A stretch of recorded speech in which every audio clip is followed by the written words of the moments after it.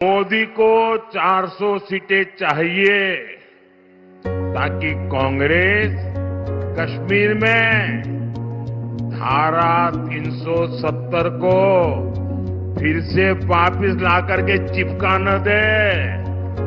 मोदी को 400 सीटें चाहिए ताकि कांग्रेस अयोध्या में राम मंदिर पर बाबरी ताला ना लगा दे।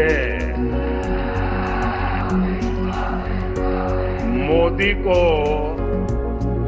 400 सीटें चाहिए ताकि कांग्रेस देश की खाली जमीन दूसरे देशों को कीप न कर दे, सौंप न दे।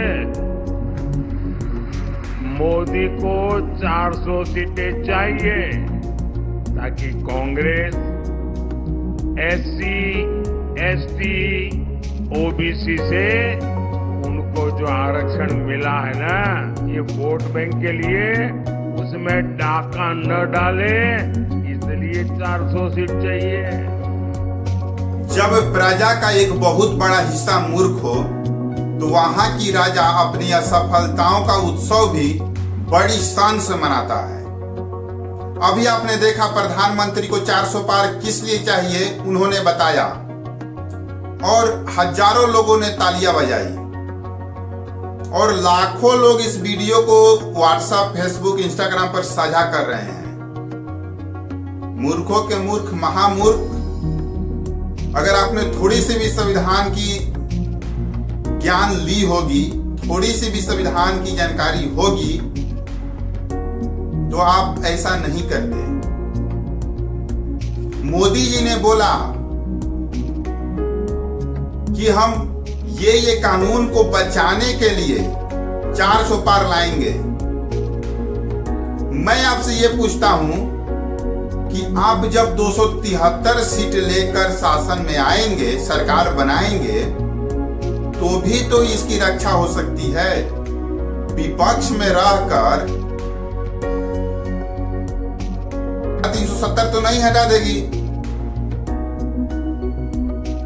सरकार में आप रह सकते हैं ना 273 सीट लेकर। 2014 में 280 सीट लिए थे, उतना भी लेकर रह सकते हैं ना। फिर आपको 400 क्यों चाहिए? आप 400 का एक ठोस कारण बता दीजिए। आपके पास 400 सीट लेने का एक ठोस कारण नहीं है।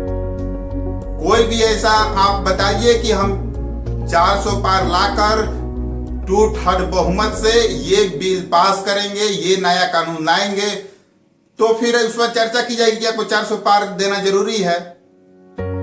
आप तो ऐसा बात कर रहे हैं कि आपकी बस सरकार बन जाए, उतना पर ये काम चल सकता है।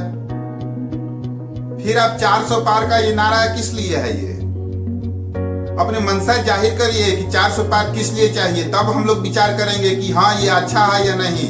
400 पार हम आपको इसलिए करवाएं कि रूस जैसा आप भी कर दे कि 2036 तक भारत में भी चुनाव नहीं होगा। क्यों चाहिए भाई आपको 400 पार? एक ठोस कारण तो बताइए हमको। सन 2000 में रूस के राष्ट्रपति बने थे पुतिन, जो कि वहां के रूल्स के अनुसार वहां के राष्ट्रपति केवल 4 साल के लिए ही होते हैं। रूस का रूल्स है कि लगातार 3 बार वहां का राष्ट्रपति कोई नहीं बन सकता है। तो पुतिन वहां के राष्ट्रपति 2000 से 2004 तक बने, फिर 2004 में चुनाव जीते, 2008 तक रहे। 2008 में जब चुनाव हुआ तो इन्होंने अपनी एक चेला दिमित्री मेदवेदेव को राष्ट्रपति का चुनाव लड़वाकर जितवा दिया और खुद प्रधानमंत्री बन गए और उसको एक औपचारिक मात्र राष्ट्रपति बनाया और सारा पावर अपने हाथ में लिया। फिर 2012 में चुनाव हुआ और 12 से 16 तक पुतिन ही रहे। फिर 16 में चुनाव हुआ और पुतिन जीत गए, तो 16 से 20 तक पुतिन ही रहे। फिर पुतिन ने संविधान में संशोधन करके बोला कि अब 2036 तक यहाँ के राष्ट्रपति हम ही बने रहेंगे। अब रूस आप फ्री हो जाइए, 2036 तक चुनाव नहीं होगा यहाँ पर। यहाँ के राष्ट्रपति पुतिन ही बने रहेंगे। अगर आज हमने 400 सीट दिया तो इसकी क्या गारंटी है कि अगले 5 साल में फिर चुनाव होगी। ये संविधान संशोधन ये कर दें तो कुछ राजनीतिक विशेषज्ञों का मानना है कि मोदी और पुतिन की विचारधारा कुछ बिंदुओं पर एक जैसी मिलती है। जैसे पुतिन के खिलाफ कोई भी आवाज उठाता है, कोई भी विपक्ष में रहता है, उसे जेल में बंद कर दिया जाता है। उसके खिलाफ जो बोलता है उसे मरवा दिया जाता है, पता नहीं कहां गया, गायब करवा दिया जाता है, उसके एनकाउंटर करवा दी जाती है। यही कारण है कि पुतिन के खिलाफ बोलने की कोई साहस नहीं जुटा पाता है, क्योंकि पुतिन के खिलाफ बोलने वाला इस दुनिया में ही नहीं रहता है।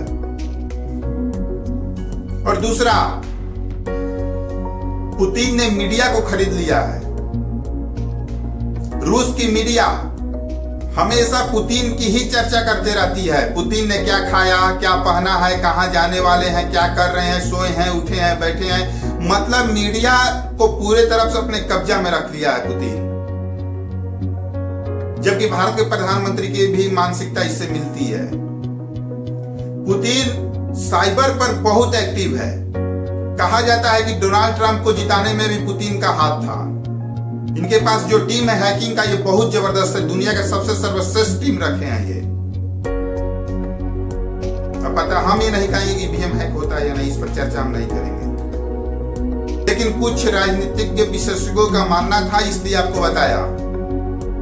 आप 400 पार क्यों चाहिए, एक कारण बता दीजिए, तब हम लोग भी उससे संतुष्ट होंगे और आपको 400 पार करवाने में मदद करेंगे। एक कारण बता दीजिए आपको 400 पार क्यों चाहिए। आपने जितने कारण बताए वो 273 सीट पर भी काम चल जाएगा।